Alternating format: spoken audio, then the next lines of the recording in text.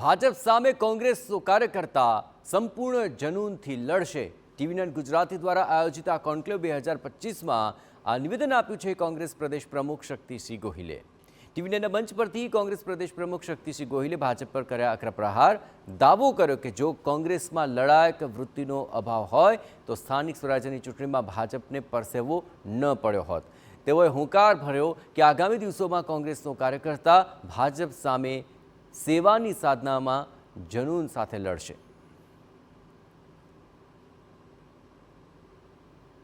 સૌથી પહેલાં તો જે વિકસિત ભારતના સ્વપ્નની વાત અત્યારે થઈ રહી છે એ વિઝનને તમે કેવી રીતે જુઓ છો આજના પરિપ્રેક્ષ્યમાં? હું ચોક્કસ માનું છું કે વિકસિત એ શબ્દ ખરો, પરંતુ એ વિકસિત એક સરમુખત્યારશાહીમાં, વિકસિત શબ્દ એ સેલ્ફ સેન્ટર્ડ થઈને પણ વપરાય અને લોકશાહીના પરિપ્રેક્ષમાં વિકાસ એટલે gap between haves and have nots, જેના પાસે ખૂબ છે અને જેના પાસે ઓછું છે, આના વચ્ચેનું અંતર ઘટે એ સાચો વિકાસ। જો નિદાન સાચું છે તો ઉપચાર શું છે અને તમારી દ્રષ્ટિએ ગદ્દારો કોણ છે જો કહી શકાય તો? અજયભાઈ, પહેલી વાત તો એ કરું કે રાહુલ ગાંધી છે ને એ જનનેતા છે, એમાં હિપોક્રેસી નથી। આગલે દિવસે અમારા ગ્રાસ રૂટના એટલે અમારા તાલુકા કોંગ્રેસના પ્રમુખશ્રીઓથી માંડીને બધા સાથે એમણે વાર્તાલાપ કર્યો અને માત્ર કાર્યકર્તાઓ કે નેતાઓ સાથે નહીં, અમારે ત્યાં એક એટેન્ડન્ટ તરીકે કે ચોકીદાર તરીકે પ્રદેશ કોંગ્રેસ સમિતિમાં કામ કરનાર સ્ટાફના વ્યક્તિને પણ આપ સાંભળો એવી મારી વિનંતી હતી। એટલે મેં કહ્યું કે હું એ મિટિંગમાં નહીં બેસું, એક મિટિંગ એવી છે કે જેમાં હું પણ નહીં બેસું। એમનો પણ અવાજ સાંભળ્યો અને આ બધી વાતનો નિષ્કર્ષ ખુલ્લા દિલેથી એમણે કાર્યકર્તાઓની એ મિટિંગમાં કહ્યો, એમાં એને વાતને કોઈ નકારી ન શકે। આપે એક ફોટો કદાચ જોયો હશે, અમારા પ્રદેશ કોંગ્રેસ સમિતિના પગથિયાઓ ઉપર સેંકડો કાર્યકર્તાઓની વચ્ચે વચ્ચે કોઈ સિક્યુરિટી નથી, સાવ અગલ બગલમાં બધા જ વીંટળાયેલા છે ને જમીન પર બેસીને જેના ઉપર જેના પરિવારના બે સભ્યો આતંકવાદીએ ઉડાડી દીધા છે, દુનિયાના સૌથી મોટા આતંકવાદી જૂથોની જેના ઉપર થ્રેટ છે, પણ જીવ હથેળીમાં લઈને આટલા બધા લોકોની વચ્ચે બેસે। તમે બીજા લોકોને તમે જોજો, આમ આમ ક્યાંક પરિંદા પર કાંટે, આમ કબૂતર પણ ક્યાંક ઉડે તો આજુબાજુમાં સચેત થઈ જવાનું, પોતાના કાર્યકર્તાથી દૂરી। આ રાહુલ ગાંધીએ દિલની વાત કરી છે અને હું માનું છું તમે જોયું છે કદાચ કે સૌથી વધારે રિસ્પોન્સ સામેથી કાર્યકર્તાઓનો, તો એનો અર્થ કે ક્યાંય કોઈક જગ્યાએ ખરાબી છે। હવે આનો એક્સરે તો હોતો નથી, તમારી વાત સાચી છે। અમારે ત્યાં જબરજસ્ત રીતે કામ કરનારા દેખાતા બોલનારા વ્યક્તિ અચાનક અમારા કોંગ્રેસ પક્ષના વિધાનસભા પક્ષના નેતા કે દંડક કોંગ્રેસ છોડીને જતા રહે, જેના ઉપર ડાઉટ કરી ન શકાય એવા લોકો જાય, અને આનું કોઈ એક્સરે મશીન કે MRI નીકળ્યો નથી, એટલે થોડું મુશ્કેલ છે। પણ જનતા જનાર્દન છે, જ્યાં જ્યાં એવું લાગે ત્યાં જરૂર। રાહુલ ગાંધીએ એવું કીધું હતું કે જેમ ગદ્દાર શબ્દ પ્રયોગ કર્યો, ગદ્દારો કોંગ્રેસમાં છે જે ભાજપ માટે કામ કરે છે। હવે એક અધ્યક્ષ તરીકે તમે ગદ્દારોને કાઢવાનું શરૂ કરશો કે રાહુલ ગાંધી કાઢશે? જુદા જુદા સ્તરના જુદા જુદા સ્ટેજ છે। આપે જોયું છે કે રાહુલ ગાંધીજી ગયા પછી અમારા 2 જિલ્લા કોંગ્રેસ સમિતિના પ્રમુખશ્રીએ એમને લાગ્યું કે અહીં ખોટું છે તો એમને એમ્પાવર્ડ કરેલા છે, એમણે એમને પક્ષમાંથી દૂર કરતો નિર્ણય કર્યો। કેટલાક પાવર્સ પ્રદેશ પાસે છે, કેટલાક લોકોના પાવર્સ એ સેન્ટ્રલ પાસે છે। મેં પ્રદેશ કોંગ્રેસ સમિતિમાં એક ઇન્ડિપેન્ડન્ટ ડિસિપ્લિનરી કમિટી બનાવી છે, જે કમિટી સ્વતંત્ર છે, હું એમાં હસ્તક્ષેપ નથી કરતો। કમિટીને લાગે કે આ ફરિયાદ આવી છે, પ્રિન્સિપલ ઓફ નેચરલ જસ્ટિસને ફોલો કરવાનું, કુદરતી ન્યાયના સિદ્ધાંતને બરાબર અમલ કરવાનો। હા, કોઈક વખત એવું હોય છે, આપણું શરીર પણ હોય ને, એમાં લેસ સર્ક્યુલેશન ઓફ બ્લડ થાય ને હાથ કાળો પડવા માંડ્યો હોય તો ડૉક્ટર એમાં સ્ટેન્ટ મૂકે, દવા આપે ને હાથ સારો થાય એવી કોશિશ થાય. તો પહેલી કોશિશ એ હોય કે સારું થાય, પણ કેટલું ગેંગરિંગ થઈ ગયું હોય કે જે ઇરિપેરેબલ છે, જેને રિપેર કરી ન શકાય, જેને ગમે તેટલી દવા દારૂ કરો અને એ સડો આખા શરીરને નુકસાન કરવાનો છે. તો આપણા જ શરીરનું અંગ હોય એને કાપવું પડે, સર્જરી મારો કરવી. કહેવાનો એની મતલબ એ જ હતો. સર્જરી હા, હા. કરવી પડે. એટલે એનો એક કોઈ બ્લેન્કેટ નિર્ણય ના હોય કે બધાને કાઢી જ મૂકવાના છે. ના ના, મારો કહેવાનો મતલબ એ હતો કે જો આ ગેંગરિંગ ક્યાં થયું છે એ પકડાઈ ચૂક્યું હોય અધ્યક્ષ તરીકે, તો તમે શરૂઆત કરી છે ખરી ટકોર પછી કે ભાજપ માટે કામ કરી રહ્યા છે તમારા કોંગ્રેસના જ કેટલાક કાર્યકર્તાઓ, તો તમે એક્શન મોડમાં તમે આયા કે નથી આયા એમ? અને મેં- શક્તિસિંહજી એની જ વાતમાં એક પુરાવો, દાખલા તરીકે રાહુલ ગાંધીજીના શબ્દો હું કોટ કરું, એમને એવું કહ્યું કે ગુજરાતમાં 40% મતો તો વિપક્ષ પાસે છે જ, કોઈ પણ ચૂંટણીમાં તમે જોઈ લો. અને બીજું એમને એવું કીધું કે જ્યારે 77 થી 17 થયા ત્યારે આપ કરેક્ટ કરી શકો, એક એઆઈસીસી એક કમિટી અપોઇન્ટ કરી હતી અને મહારાષ્ટ્રના એક દલિત નેતા હતા, એ ગુજરાત આવ્યા હતા અને એમણે કહ્યું હતું કે કોંગ્રેસ પાર્ટીમાં રહીને સબોટેજ કરનારા કેટલાક તત્વો છે એ આઈડેન્ટિફાઈ પણ થયા હતા. એટલે એક્સરે કે એમઆરઆઈ નહોતું થયું, પણ એમાં આઈડેન્ટિફાઈ તો થયું હતું કે આટલા લોકોએ પાર્ટીમાં રહી અને ડેમેજ કરવાની કોશિશ કરી છે. તો એ આઈડેન્ટિફાઈ થયેલું છે. હવે એની સામે એક્શન શું? મેં તમને કહ્યું એમ જ કે જ્યાં રિપેરેબલ હોય, રિવર્સેબલ હોય, એમાં જુદી પ્રક્રિયા, ઇરિપેરેબલ છે, ત્યાં સર્જરી. ઇરિવર્સેબલ છે, ત્યાં સર્જરી. આ બંને વસ્તુઓ, અને એ પ્રદેશ પ્રમુખ તરીકે હું નિર્ણય કરું એ બાયસ પણ હોઈ શકે. એક ડેમોક્રેટિક સિસ્ટમમાં if V put heads together, એવું કહેવાય છે કે 4-5 માથા સાથે મૂકીને વિચારણા કરે અને નિર્ણય કરે, એ એક લોકશાહી પ્રક્રિયા. એક બીજી તમે જોયું હશે કે આજ સુધી એ પ્રદેશ પ્રમુખનો અધિકાર હતો કે ચૂંટણી થઈને મહાનગરપાલિકા બની તો મહાનગરપાલિકાનો નેતા કોને બનાવવાનો કોંગ્રેસનો, તો પ્રદેશ પ્રમુખ નિર્ણય કરતા હતા. મેં પહેલી વખત એક ઇલેક્શન કમિશન બનાવ્યું 5 જણાનું, અને 5 વ્યક્તિઓ ઇલેક્શન કમિશન સંપૂર્ણ ખાનગી બેલેટથી વોટિંગ કરે, બહુમતી ચૂંટાયેલા સભ્યો કહે એનો નેતા થાય. મને ગમે કે ન ગમે એ મહત્વનું નથી. અને એને એ રીતે તમે જુઓ તો આજે જ અમારું જુનાગઢ મહાનગરપાલિકામાં જ્યાં અમે એક જ હતા ત્યાંથી 11 ચૂંટાયા છીએ. તો એનો આજે અત્યારે એ પ્રક્રિયા ચાલી રહી છે. તો એક મારો પ્રયત્ન એ જ છે કે મારા માટે મારો તે સારો એવું નહીં, સારો છે તે મારો છે, પક્ષની અંદરનો છે, પરિવારનો છે. આ બધી આદર્શ વાતો વચ્ચે 2 કિસ્સા વિધાનસભા વખતના, રોહન ગુપ્તાનો કિસ્સો હતો, નિલેશ કુંભાણીનો કિસ્સો હતો. એ જે ઘટનાક્રમ બધા થયા, મને યાદ છે કે અમુક બેઠકો ઉપર કોંગ્રેસ ખરેખર મજબૂત હતી. 26માંથી 26 આ વખતે નથી જ લેવા દેવી ભાજપને, લોકસભાને. તો એ બહુ જ ફર્મ હતું. એમાંથી એક બેઠક તો તમે લઈ પણ આવ્યા, પણ બાકીની જે બેઠકો, જે 4-5 બેઠકો હતી, એમાં ખરેખર જીતવાની શક્યતાઓ હતી, પરંતુ ક્યાંક સંગઠન નબળું પડ્યું, ક્યાંક તમે ગદ્દારને ઓળખી ન શક્યા. તો આ અધ્યક્ષ તરીકે તમારી નિષ્ફળતા હતી.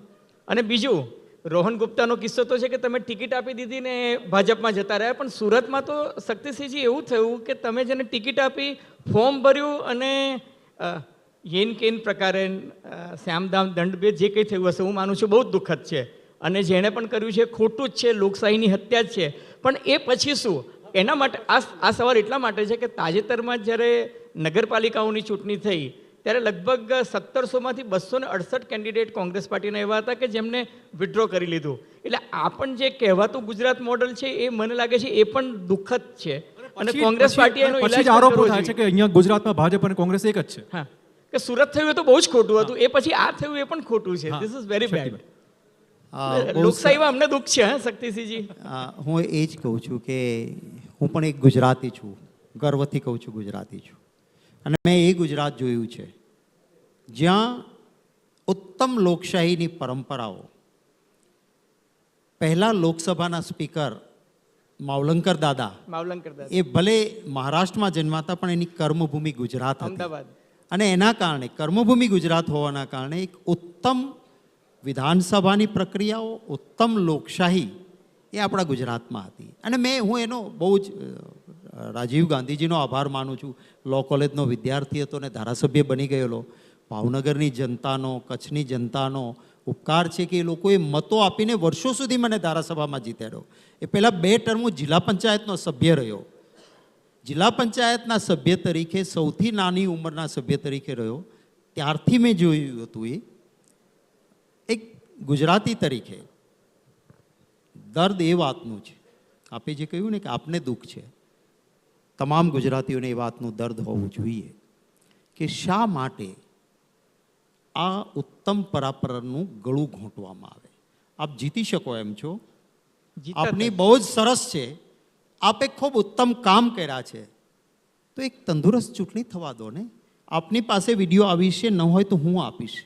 કચ્છમાં અમારા એક તાલુકા પંચાયતના સભ્ય પાસે લાખો રૂપિયા જઈને ભાજપના નેતાઓ જાય છે, ફોર્મ પાછું ખેંચી લે, 7 લાખ લઈ લે, પેલો સ્ટિંગ ઓપરેશન કરે છે. નથી ચૂંટણી કમિશન કંઈ કરતું, નથી પોલીસ FIR લેતી કરપ્ટ પ્રેક્ટિસની, કોર્ટમાં પણ લટકેલું પડ્યું છે. હું આપને વિડીયો આપીશ. 500ના બંડલ લઈને સ્થાનિક સ્વરાજની ચૂંટણીઓમાં વોટના 2500 રૂપિયા વેચતા ભાજપને મત આપો, એની વિડીયો છે, તમે TV 9 પર દેખાડવી હોય તો આપ દેખાડી શકશો. તમામ ગુજરાતીઓને એ વાતનું દર્દ હોવું જોઈએ કે શા માટે આ ઉત્તમ પરાપરનું ગળું ઘૂંટવામાં આવે. આપ જીતી શકો એમ છો, આપની બહુ જ સરસ છે, આપે ખૂબ ઉત્તમ કામ કર્યા છે, તો એક તંદુરસ્ત ચૂંટણી થવા દો ને. આપની પાસે વિડીયો આવી છે, ન હોય તો હું આપીશ. કચ્છમાં અમારા એક તાલુકા પંચાયતના સભ્ય પાસે લાખો રૂપિયા જઈને ભાજપના નેતાઓ જાય છે, ફોર્મ પાછું ખેંચી લે, 7 લાખ લઈ લે, પેલો સ્ટિંગ ઓપરેશન કરે છે. નથી ચૂંટણી કમિશન કંઈ કરતું, નથી પોલીસ FIR લેતી કરપ્ટ પ્રેક્ટિસની, કોર્ટમાં પણ લટકેલું પડ્યું છે. હું આપને વિડીયો આપીશ. 500ના બંડલ લઈને સ્થાનિક સ્વરાજની ચૂંટણીઓમાં વોટના 2500 રૂપિયા વેચતા ભાજપને મત આપો, એની વિડીયો છે, તમે TV 9 પર દેખાડવી હોય તો આપ દેખાડી શકશો. આ લોકશાહી નથી. હું સલામ કરીશ મારા એ બહાદુર કોંગ્રેસ કાર્યકર્તાઓને. આપે કહ્યું કે 1500 વ્યક્તિઓ આવા ઓડ્સની વચ્ચે ચૂંટણી લડ્યા, મારી પાસે આપવા કશું નહોતું, 200 ખેંચાયા, પણ એની સામે 1500 ઉપરાંત ઉમેદવારો મજબૂતીથી ચૂંટણી લડ્યા. અને એવા બહાદુરો હતા કે જેમણે શામ દામ દંડ ભેદ, પહેલાં પૈસાની ઓફર થાય, ન માનો તો કે તારા ઘર પર બહાર ઓટલો નીકળે છે, બુલડોઝરથી તોડી નાખીશું, ફોર્મ પાછું ખેંચી લે. કોઈના ઘરમાં પોલીસ જાય કે તારા ઘરમાં દારૂ છે, પેલો કે જુઓ અહીંયા તો મારે ફોટા કેવા ભગવાનના છે, અમારા ઘરમાં કોઈ સિગરેટે પીતું નથી, પછી પ્લાન્ટ કરેલી બોટલ કાઢે કે આ દારૂની બોટલ છે, ચાલ પોલીસ સ્ટેશન, કોંગ્રેસનું ફોર્મ પાછું ખેંચ. આ બધા દબાણોની વચ્ચે એટલે ગુજરાતના સુજ્ઞ મતદાતાઓએ પણ આપે કહ્યું કે તંદુરસ્ત લોકશાહીમાં મજબૂત વિરોધ પક્ષ હોવો જોઈએ. એ મજબૂતી મારાથી આવી જશે એવો હું અહંકારી નથી. મારા ગુજરાતીઓ ઉપર મને વિશ્વાસ છે કે એક સરથી ઉપર પાણી ગયું છે. હવે આ અહંકારને ઠેકાણે લાવશે. ભાઈ, ચિંતાનો વિષય વિપક્ષ માટે પણ છે, લોકો માટે પણ છે. એટલે જ લોકો ઈચ્છે છે કે વિપક્ષ મજબૂત બને, એ જનૂનથી લડે. ખાલી સેવા કરવી છે, દિલમાં રહેવું છે એવું નહીં, મારે સત્તા સ્થાને પહોંચવું છે, એ જનૂન જરૂરી છે. બિલકુલ છે. અને એ જનૂન સાથે જ હું તમને કહું કે આ લોકલ બોડીઝમાં આટલા ઓડ્સની સામે લડ્યા, એ જનૂન વગર લડી શક્યા શું? તમને પોલીસ ધમકાવે, રૂપિયાના થેલા દેખાડવામાં આવે, બુલડોઝર બતાવવામાં આવે, અને છતાં 1500 ઉમેદવાર નગરપાલિકામાં હાર કે જીતની ચિંતા વગર મજબૂતીથી લડે. આ જનૂન લડાવે છે. અને આવતા દિવસોમાં એ જ જનૂન સાથે, અને એ જનૂન મેં કહ્યું એમ સત્તા પડાવી લેવાનું નહીં, સેવાની સાધનાનું જનૂન. અમે એ રોડ મેપ આપીશું. એક છેલ્લો ક્વેશ્ચન તમને પૂછીશ કે અધ્યક્ષ પદ ટકાવવાનો હવે તમારી સમક્ષ પડકાર છે ખરો? મને 6 મહિના પહેલાં કહ્યું હતું પ્રદેશ પ્રમુખ થશો. અચ્છા. મારા જનરલ સેક્રેટરી ઓર્ગેનાઇઝેશન, મેં કહ્યું કે મારી એજ અને એજ જતું રહ્યું, હવે કોઈ બીજાને ચાન્સ આપો, હું કામ. અને એમ છતાં 6 મહિના પછી કહ્યું કે અમારા તમામ સર્વે કહે છે કે એક માણસ છે જે ગુજરાતમાં જરૂરી છે, શક્તિસિંહ તમારે દિલ્હી છોડીને જવાનું છે. હું સૈનિક છું, હું કામ કરું છું. પ્રમુખ થવા માટે મેં મારા એક જ મિનિટ સમજી ગયો, મેં તાલુકા કોંગ્રેસના પ્રમુખો, જિલ્લા કોંગ્રેસના પ્રમુખોની મિટિંગમાં ગુજરાતીમાં, રાહુલ ગાંધીજીને સમજાય નહીં એટલા માટે ગુજરાતીમાં કહ્યું કે આ નેતા સાંભળવા આવ્યા છે, મારી કોઈએ વાહવાહ નથી કરવાની, મારી ભૂલ થાય એની ટીકા કરીને આમને કહેજો, આ ચાન્સ છે. પદ ટકાવવા માટે કદી મહેનત નથી કરી.